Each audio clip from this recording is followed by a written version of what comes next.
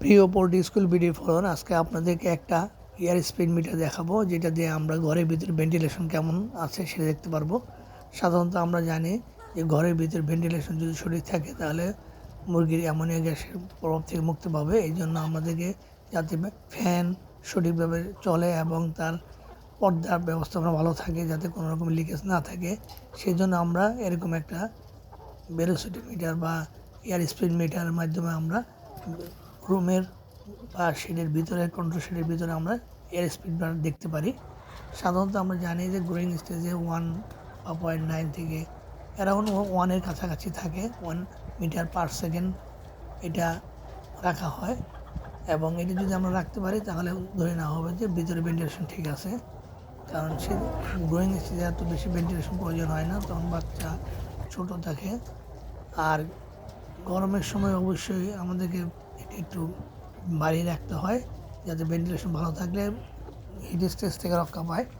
এটা আমার গ্রোয়িং স্টেজে অবশ্যই আমাদেরকে 1 মিটার পার সেকেন্ড রাখার চেষ্টা করতে হবে। এই জন্য যে কটা ফ্যান চালাতে হবে সেই কটা ফ্যান আমরা দিয়ে আমরা চেক করে নেব যে আমাদের এয়ার স্পিড মিটার কত আছে।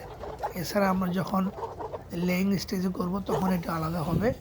সাধারণত আমরা গ্রোয়িং স্টেজে অবশ্যই আমরা যে কোনোভাবে হোক 1-এর কাছাকাছি রাখার চেষ্টা করব।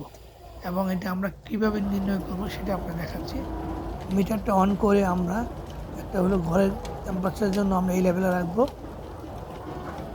এই দেখতে পাচ্ছেন এই লেভেলে। আর যদি আমরা বার্ড লেভেলে যাই তাহলে আমরা এই বার্ড লেভেলে আমরা দেখতে পারবো। এই বার্ড লেভেলে আমাদের দেখতে হবে যে এয়ার স্পিড কত আছে। এইটা হলো আসল এয়ার স্পিড। এই এয়ার স্পিড মিটারের মাধ্যমে আমরা ঘরের ভিতরে টেম্পারেচার এবং তার ভেন্টিলেশনটা বুঝতে পারি।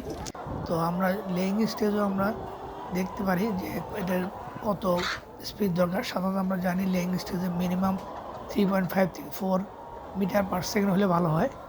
এর আশেপাশে থাকলেই মোটামুটি ধরে নেওয়া হয় যে ভালো স্পিড আছে। এই দেখুন 1.3, 3.4 এভাবেও থাকতেছে, তার মানে এই ঘরের ভিতরে ভেন্টিলেশন ভালো আছে। এই ভিডিওটি দেখার জন্য সকলকে ধন্যবাদ জানাচ্ছি।